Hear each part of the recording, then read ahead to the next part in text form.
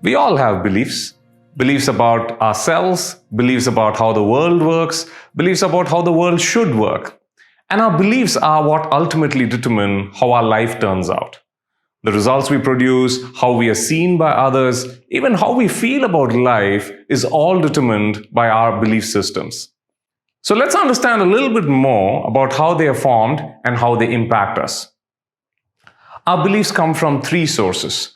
They come from our personal experiences, from information we receive, books, classes, programs, and sometimes we just absorb them from our surroundings, society, culture, family, peers, and so on. The reason we have beliefs is so that we can make decisions quickly. So we all need beliefs in order to function on a day-to-day basis. To give an example, when I walk across the floor, I have beliefs like my legs are strong enough and the ground won't suddenly open up. It's not that I'm consciously thinking about this, but I just assume this is true because that's been my experience in all past instances when I walked across a floor. If every time I walked across the floor, I start wondering whether my legs were actually strong enough or if the ground would suddenly open up, I would be paralyzed. So we do need beliefs. When we're faced with a new situation, our beliefs help us interpret what's happening so that we can respond to it. Let's take an example to illustrate this. Imagine that after you graduated and started working, the first three bosses you had were aggressive bullies. The belief you might form is that bosses push you around for their own career ambitions. So, let's say the reality you face is this. A new boss takes over, and on the first day he or she tells you they need you to work on the weekend. What would be your interpretation? Well, it might be, here we go again. This is another boss trying to take advantage of me. Our interpretations generate our emotions. In this case, you might feel angry or resentful or demotivated. Our interpretations also generate the thoughts that float around our head. Maybe you're thinking, who the hell does this person think they are? Or I need to check out Naukri.com to see what's available. Even the sensations in our body are generated by our interpretations. Your blood pressure might rise or your muscles might get tight. Now, what we're experiencing in terms of thoughts, feelings, and emotions will determine what we do and say and how we do and say it. If you're experiencing the emotion of demotivation, then you might not work that hard or think with as much rigor about a problem as you normally do. So you might speak irritably to others. And our actions, our conversations will determine the results we produce and our relationships with others.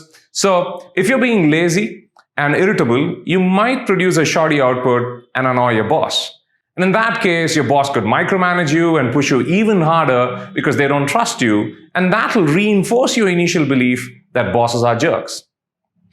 But let's say you have a different set of past experiences. Let's say the first few bosses you had were really helpful and considerate. The belief you form about bosses is likely to be that they're helpful and they're considerate. So then, if you face the reality that your new boss asks you to work on the weekend, your interpretation might be, maybe this is really important. And so you feel motivated and determined, and then you work hard and you collaborate with your boss. So you produce a great output and your boss is really happy. And let's say on Monday, he tells the CEO how hard you worked in front of the entire office. And that reinforces your belief that bosses are helpful and considerate. Now, the interesting thing about this example is how our initial experiences often create beliefs that set off a chain of events that end up reinforcing the initial belief we started off with. And as this happens again and again, we go around this cycle and our beliefs become stronger and stronger till we stop seeing them as beliefs and we start seeing them as reality. Now, here's the problem. The one thing that we can't do to reality is change it. But we can change our beliefs unless we've started seeing them as reality. Some of the beliefs we acquire in our childhood are helpful.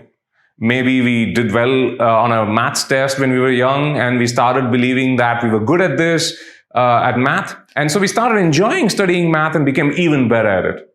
But maybe some of the beliefs we acquired were not so helpful.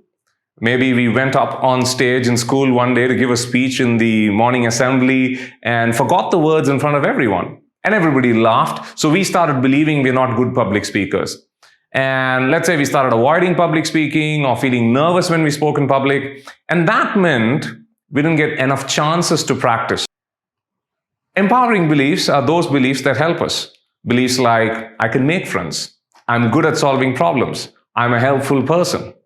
Distorting beliefs are those beliefs that hold us back. I'm not good at maths, I'm not a good public speaker, I'm an introvert and I can't network, and so on. These distorting beliefs produce negative experiences like anger, sadness, frustration, and anxiety. They have us behave in ways that lead to criticism of our actions, like you're too aggressive, you're too quiet, you're not a team worker, and so on. And they prevent us from achieving the results and relationships that we want in our lives. But we can't change the distorting beliefs that create all this because we think they're facts. And given that the advantage of beliefs is that they speed up our decision-making process, when we start questioning our beliefs, we slow down. We become confused or even paralyzed. So let me give you an example. Suppose we've always gotten the feedback that we are honest and straightforward people. But now we've gotten some feedback that we need to be more diplomatic to be seen as a good people leader. We get confused because we don't want to be fake and inauthentic. And people have always appreciated us for our honesty, but we also want to get promoted. So we're not sure if we should try and change or stick with something that's worked for us. So there are problems if we don't question our distorting beliefs, because then we start thinking it's reality and we get stuck in a vicious spiral. And there are problems if we do question our beliefs because we get confused and paralyzed. So here's the way out of the dilemma. You do need to question your beliefs, but only in 4 specific situations. The first one is when the new situation or the reality you're facing is completely different from the past situations you've faced. So it's clear that the beliefs that have worked in the past may not work in the new situation. For example, you get promoted from individual contributor to a people manager, or from functional head to profit center head, or if you move from being single to being married, or if you become a parent. The second situation you question your beliefs is when you have negative experiences consistently, if you're feeling stressed or angry or sad, for example. The third situation is when people give you critical feedback on your actions and conversations.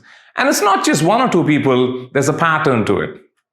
And the final situation when you need to question your beliefs is when you're not producing the results or relationships that you want to. Sure, there are things that are outside your control that are contributing to this, but it's also your choices that are contributing to this. And those choices are being determined by your own belief systems. Here's the exercise for this session. What do you think are the empowering beliefs that you have that help you? What do you think are the distorting beliefs that hold you back in some situations?